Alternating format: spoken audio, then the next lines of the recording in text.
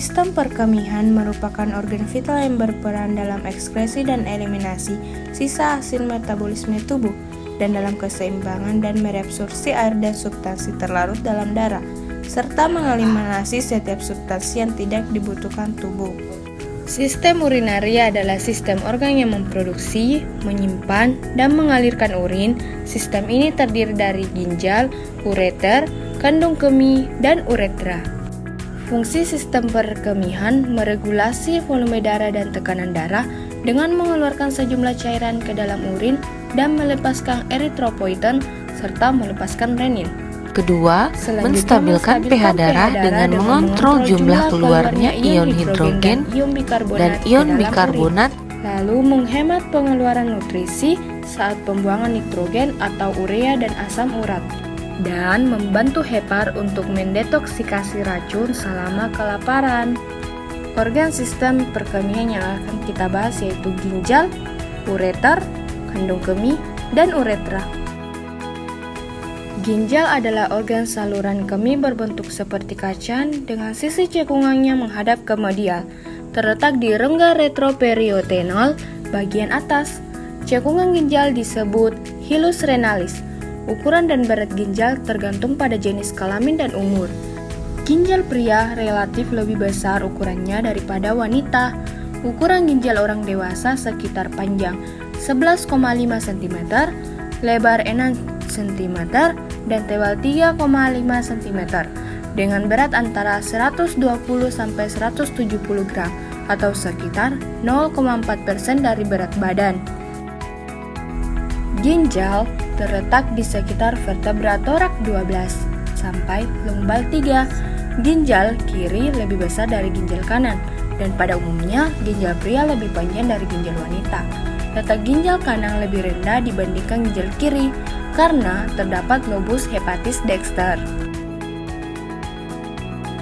Ginjal terbungkus oleh jaringan ikat kapsula renis tipis yang melekat pada parenkim ginjal.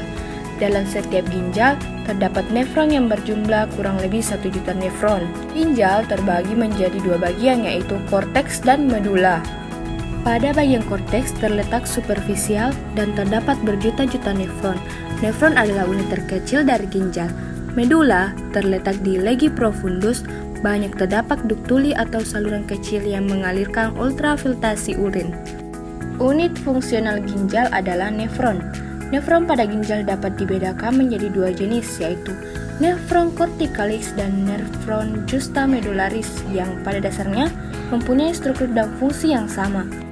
Nefron corticalis terletak pada bagian luar korteks dengan lengkungan Henle yang pendek dan tetap berada pada korteks atau penetrasi hanya sampai ke zona luar medula.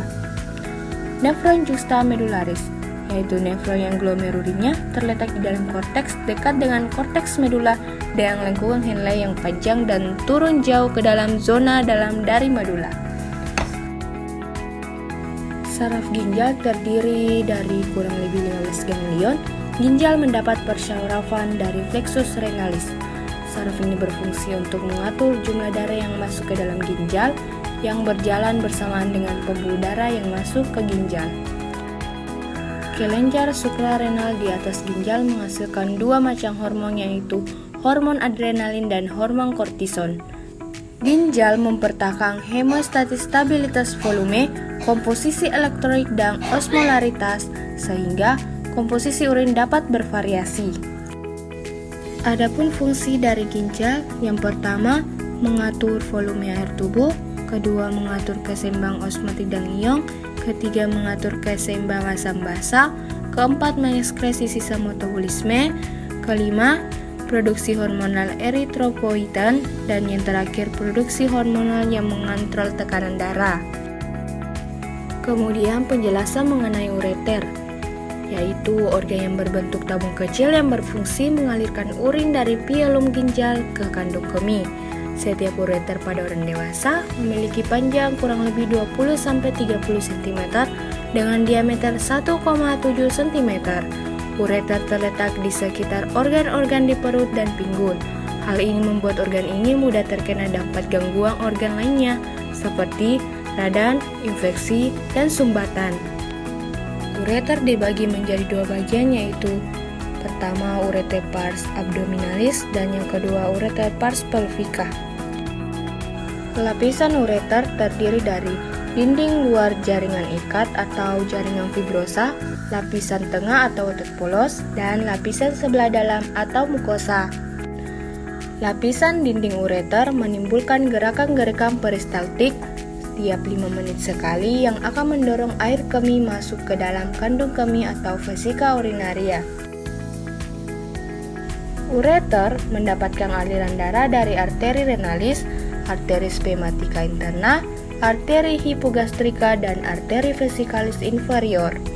Persarafan ureter merupakan cabang dari plexus mesentericus inferior, plexus spermaticus, dan plexus pelvis. Sepertiga bawah dari ureter terisi sel-sel saraf yang bersatu dengan rantai eferen dan nervus vagus. Kemudian yaitu kandung kemih. Kandung kemih atau vesika urinaria atau bladder adalah organ berongga untuk menampung urin, terletak di sebelah anterior tepat di belakang os pubis yang dapat dipalpasi dan perkusi saat pemeriksaan fisik. Dinding kandung kemih terdapat dua bagian besar, yaitu badan atau korpus berbentuk ruangan yang berdinding otot, leher atau kolum berbentuk corong. Dalam kondisi penuh, bentuknya seperti telur atau ovoid, dan apabila kosong seperti limas.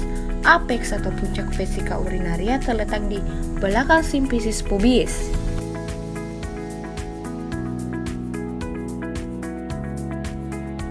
Persarafan utama dari kandung kemih ialah nervus pelvicus yang berhubungan dengan medula spinalis melalui plexus sacralis. Terutama berhubungan dengan medula spinalis, selain nervus pelvicus, terdapat dua tipe persarafan lainnya yang penting untuk fungsi kandung kemih, yaitu nervus pudendal dan nervus hipogastricus. Bagian yang terakhir yaitu uretra, yaitu tabung yang menyalurkan urin keluar dari kandung kemih. Ada dua sphincter uretra, yaitu sphincter eksterna ada di batas uretra anterior dan posterior yang terdiri dari otot polos yang diatur oleh saraf simpatetik. Kedua sphincter interna terdiri atas otot bergaris yang diatur sistem saraf somatik. Ada perbedaan panjang saluran uretra pria dan wanita. Panjang uretra pria dewasa antara 23-25 cm yang juga berfungsi sebagai saluran reproduksi. Sedangkan panjang uretra wanita antara 3-5 cm. Uretra pada wanita terletak di belakang simfisis pubis miring sedikit ke arah atas. Salurannya dangkal dari orifisium uretra interna sampai ke orifisium uretra eksterna. Selanjutnya membahas tentang konsep berkemih. Terdapat 4 bagian. Yang pertama yaitu urin, yang kedua karakteristik urin, dan ketiga pembentukan urin, dan keempat proses berkemih. Yang pertama, urin atau air seni adalah produk akhir dari sistem perkemihan. Melalui proses filtrasi oleh glomerulus, sekresi dan absorpsi oleh tubuli, urin berkonsentrasi mengandung sedikit air dan produk sisa metabolisme untuk dikeluarkan dari tubuh. Yang kedua yaitu karakteristik urin. Urin terdiri atas 95% air yang mengandung zat terlarut, yaitu satu zat buangan nitrogen, urea dari protein, asam urat dari katabolisme, asam nukleat, dan kreatinin fosfat dari jaringan otot. Bagian 2, asam kristal atau asam hipurat berasal dari produk pencernaan seperti sayuran dan buah-buahan. Yang ketiga, keton berasal dari metabolisme lemak dan unsur pendukung dalam jumlah kecil.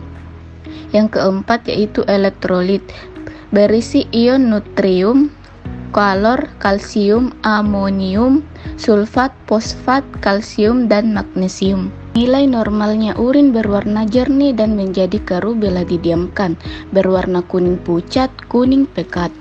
Urin memiliki aroma khas amoniak dan bervariasi tergantung apa yang dimakan. Tingkat keasaman bervariasi dengan pH antara 4,8 sampai 7,5 tergantung dari jenis makanan yang dikonsumsi. Bila mengkonsumsi makanan tinggi protein akan meningkatkan keasaman urin. Yang ketiga yaitu pembentukan urin. Pembentukan urin terdiri dari 3 tahap. Yang pertama, filtrasi atau penyaringan. Yang kedua, reabsorpsi atau penyerapan kembali. Yang ketiga, augmentasi, sekresi atau pengumpulan. Pertama, proses filtrasi. Pembentukan urin dimulai dari ginjal.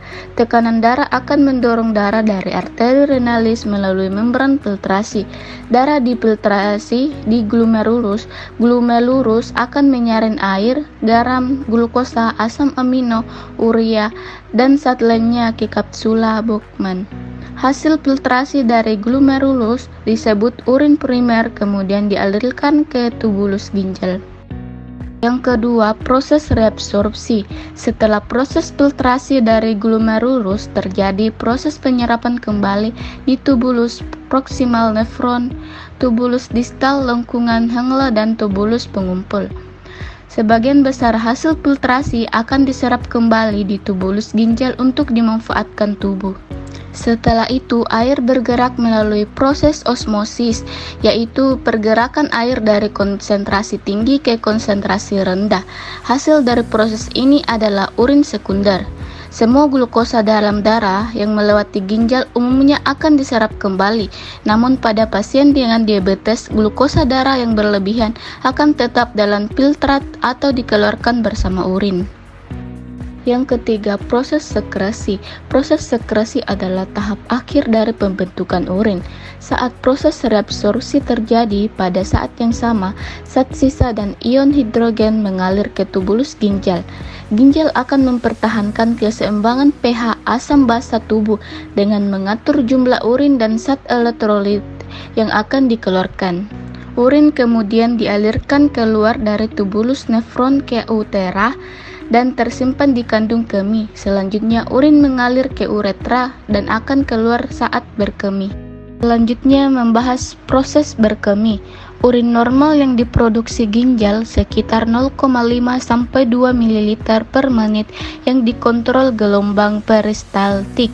Secara fisiologi, ada 4 syarat yang harus dipenuhi agar proses berkemih berlangsung normal, yaitu 1. Kapasitas kandungan kemih yang adekuat, 2. Pengosongan kandung kemih yang sempurna, 3. Berlangsung dalam kontrol yang baik, 4.